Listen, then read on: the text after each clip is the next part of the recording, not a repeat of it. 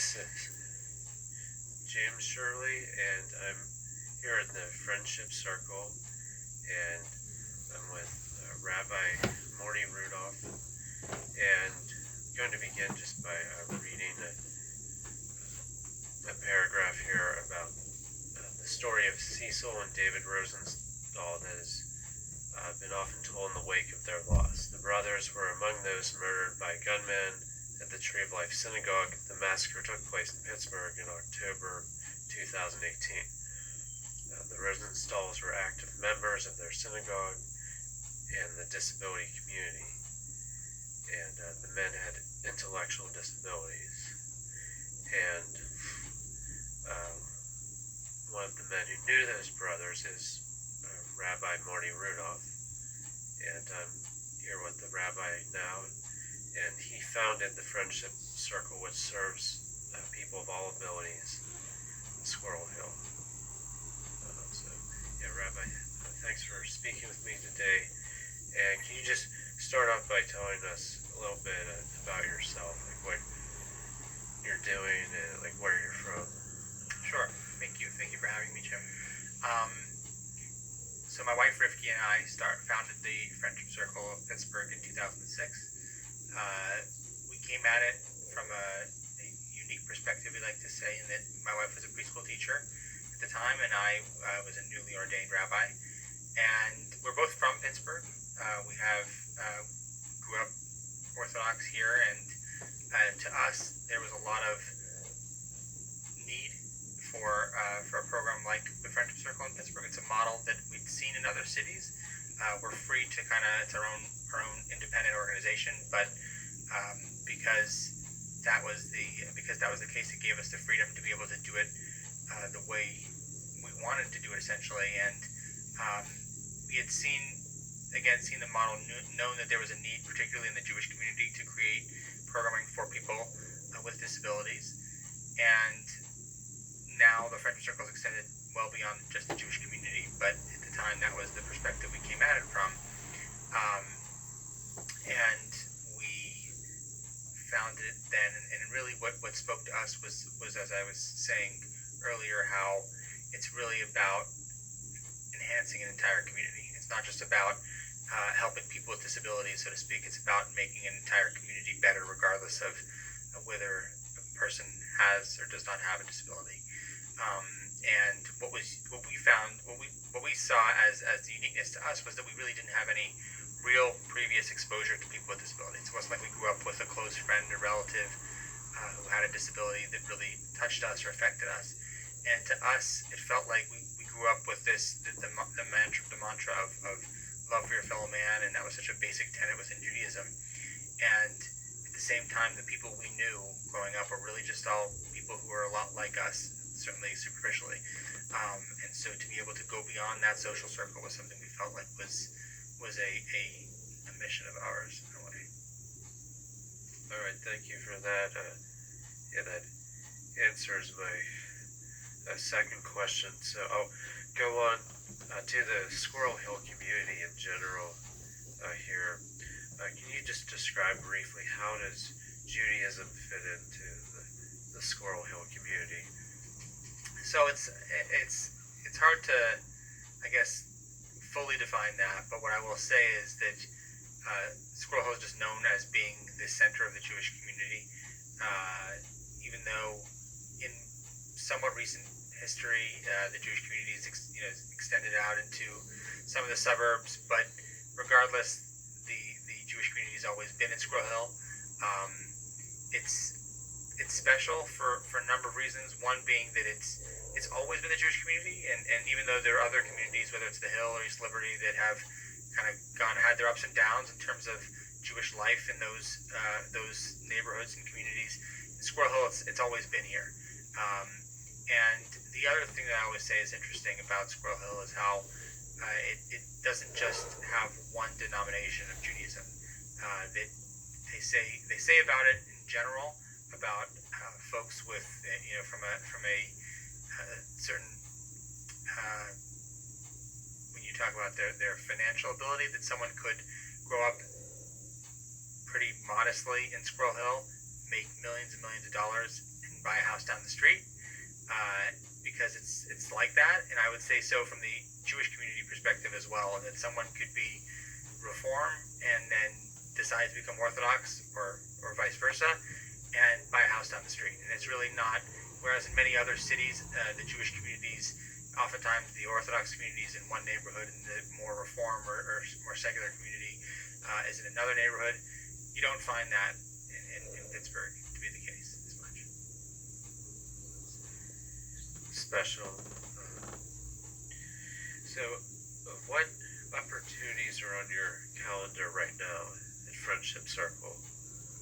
Well, our new year just began, so I'd say every opportunity really is on the calendar. What's nice about the calendar this time of year is that everything is, well, there's a lot of potential and nothing's really happened yet. We just kicked off the year with an apple picking trip in honor of Rosh Hashanah, and we always kind of do that as a welcome back to our families and members. And we have everything from holiday events, cooking programs, Shabbat dinners that everyone is obviously welcome to, a dance club, a yoga event. We do a boys' night, a sports league. We have bowling parties and a bowling club in the South Hills. And then we do a number of events for moms and dads, programs for moms of our members or dads of our members to get together and socialize. And then there are also opportunities for folks to understand the mission of Friendship Circle and the background of what it's all about, and realize how the way we like to portray this as a community organization is not necessarily something that would have always been the case, and that not that long ago people with disabilities were much more marginalized than they are today, and how yes, Friendship Circle does seem like it could be a normal thing, but we have to make sure that we take those steps to ensure that it stays that way, and that society has progressed a lot recently, but that not that long ago we had these kinds of state institutions and such that we need to make sure never to go back to. Right. And my next question is, can you say more about how Friendship Circle specifically helps people to grow, to contribute, and belong? So, because, as I said earlier, we don't have the model of volunteers helping kids or special friends, so to speak, that they do in other places and other organizations. But everyone is a member. It really allows for everyone to gain tremendously from the organization, and no one sees themselves as clients. No one sees themselves as projects, as cases. All things that most of us don't want to be. We want to be able to be contributing members of society and valued. And so because of that, it allows for people to maximize their experiences here, and realize that these aren't just volunteer opportunities where you go for an hour and you help some unfortunate person, but you're going to come here, and the reason why we're not charging you or charging your member a fee, which is a philosophy of ours, that we don't charge anyone for any of our activities. The reason we do that is because we can't really put a number on the amount that you'll gain from this experience. All right. A follow-up question.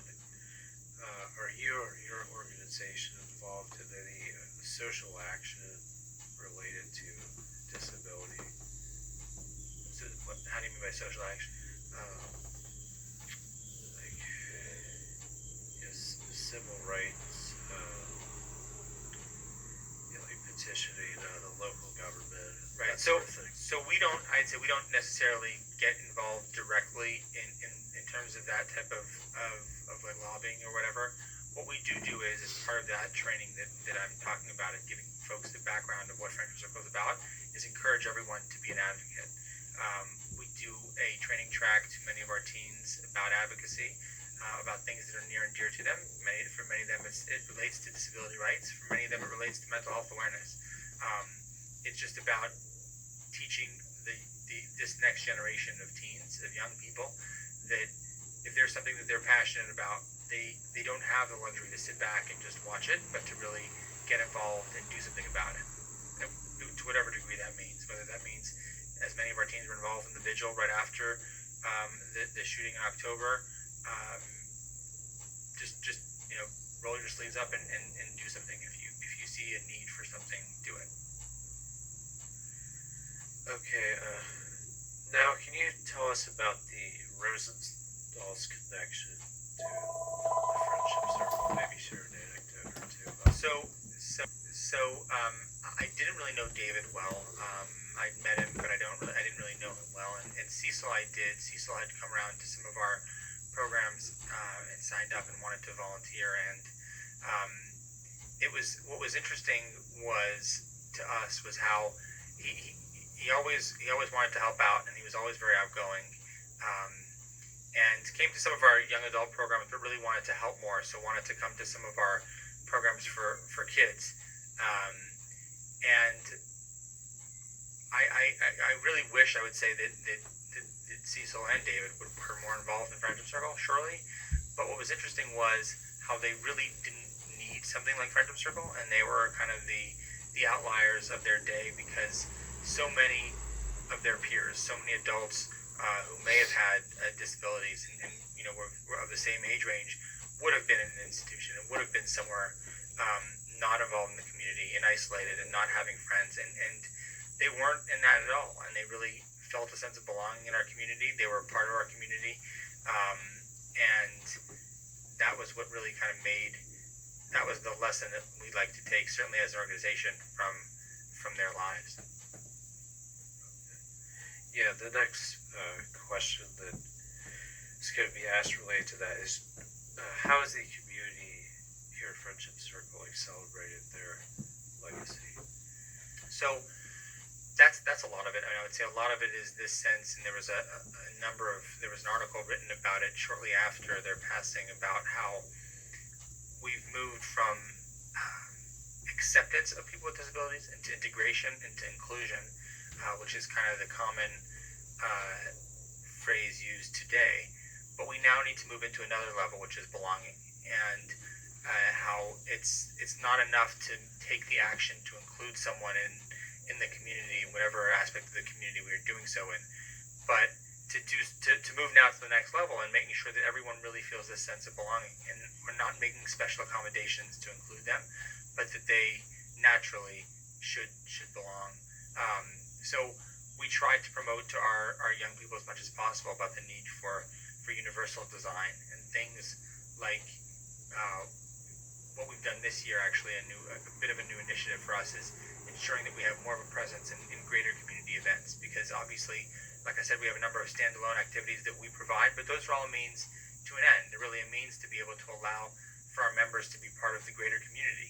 And at a typical Rosh Hashanah event, let's say, that happens, as much as we have our own pre-Rosh Hashanah event, at a typical Rosh Hashanah event or at services, we should do our best, and obviously we'd like to think that we've made some inroads in this, but to make sure that everyone's welcome all throughout the community, and not just welcome, but really truly belongs. Thank you. And how did Jews include people with disabilities in general, and why is this important to Jews? And could you speak about autism specifically? I'd say it's hard to specifically delineate autism, but I'll speak about. I'll share one anecdote on autism, and relating to people with disabilities. People with disabilities should and could be included completely within the Jewish community, and the idea of inclusion in general, of a community, the idea of a congregation, which is really what the importance of what a Jewish community is. And we talk about conversion, for example. A large part of conversion is living within a Jewish community. The rituals are important, but the community aspect, an element of what Judaism is of just tremendous importance. So if we're going to be a community needs to be inclusive, and needs to make sure that we make room, not even make room, that we are available, and that we are open, and that we include those regardless of their differences or disabilities. I will say that I saw a clip of an interview, and well, it wasn't quite an interview, it was an interaction between a parent and of a child with autism and the Lubavitch Rabbi. And the Lubavitch Rabbi is a mentor of mine and was a lot of the inspiration for the founding of Friendship Circle. And the interaction was these parents who came to the Rebbe and they asked for a blessing for their son who has autism. And the Rebbe's response was that perhaps how he interacts with his peers may be different and may be something that's, it obviously causes these differences, which is what what you may call autism. But regarding how he interacts with God Almighty, there is no difference. And so therefore we need to ensure that he has that, that he is treated as such and that he is a part of the community as such. And the next question on the list here is, this year's marking the 30th anniversary of the Americans with Disabilities Act. And what does that mean for you here at Friendship Circle? The 30th year of the Americans with Disabilities Act in general. Like for the year. Yeah, like this is a landmark that 30 years. What has that been? So first of all, I'll say that it feels like the 25th year was yesterday. So it means the time's flying. That's number one. But number two is really, and this is a lot of what we've been taking some time to study, has been how the impact that something like the ADA has had on society stemmed largely from the history of wars and veterans, and how you had people who didn't necessarily know what it was like to have a disability, and suddenly they came back from a war and they did. And that in turn caused them to stand up for themselves and say, no, I'm not going to not go into that restaurant anymore because there's no wheelchair ramp. I'm going to figure out how to get in there. Those were the stories that led to the ADA. So for us, what it means is that the mandate, if you will, of not resting on our laurels and not saying, oh, well, just because we do something a certain way, for many families, for example, who have a child with a disability, or for someone who himself or herself has a disability, you kind of resort to, well, this is just how it is. And what we have to realize is that if that person would have known that he or she would be accepted in these circles, and suddenly the change, this shocking change happens, that now suddenly you're no longer accepted in this setting, they would have never been okay with it. But because sometimes it's just this is just the way it always has been and the way it always will be, they resort to that. But what we have to realize, certainly to us as an organization, is that everyone who is given the opportunity to belong would like to do so. They just sometimes aren't familiar with it, and that's our fault, our collective fault as a community. So we need to do our best to make sure it's not the case. Okay, and my last question is, what are your aspirations for greater inclusion at Friendship Circle and beyond Friendship Circle? It's hard to put that all on one foot, but I will say that when I spoke recently to someone who asked me, it was a very data-driven organization that he's part of. It's a foundation, and we were discussing potential funding, and he said, what is your saturation point as an organization? If it were about involving people with disabilities in Friendship Circle, I could say, there are X amount of people with disabilities in the community, and I want this percentage of them to be part of Friendship Circle. But that's really not what it's about. As much as that number grows, as much as our membership does grow and our programs grow, it's really about ensuring that the entire community becomes more inclusive. And I had the pleasure several months ago of being out for lunch where a mom came up to me and said how she has a son who has a disability and is no longer a current member at Friendship Circle. He had been several years ago, but is no longer part of Friendship Circle. And she said, I have to tell you that what you're doing in this community has been absolutely tremendous for my son. And she said, yeah, I know he doesn't come to programs and he's not as involved. She said, but the way that young people look at him is totally different than they used to. And to me, that's a realization of what our mission's all about. So it's about the community as a whole being a more inclusive and a better one. And it's really hard to say what at what point we say okay that we've done it, um, because there's always just so much more to do. Okay, thank you. Yeah, before I close the interview, I just wanted to make a comment. You can respond if you want. But um, last year, when I started my conversion to Judaism, as well as getting involved with the autism community, I found this website called realsocialskills.org, and it has a lot of articles about interacting with people who are disabled, particularly autistic. And then it also had a number of articles about Judaism and Jewish culture. And I just thought that I was interested. There was that intersection of Judaism and autism. And yeah, it seems from like my reading of the Old Testament, the Jews would like take care to protect those with disabilities, like curse, like the one who puts a stumbling block in front of the blind.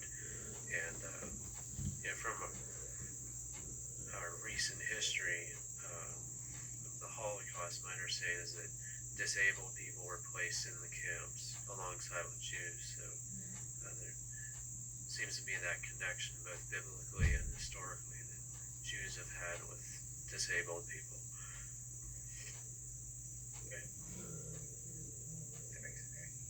There's definitely that unfortunate, for better or for worse, when there are more marginalized populations, the Jews end up being part of them, and there's definitely a familiarity with that. Okay, well, this has been Jim Shirley here at Friendship Circle with Rabbi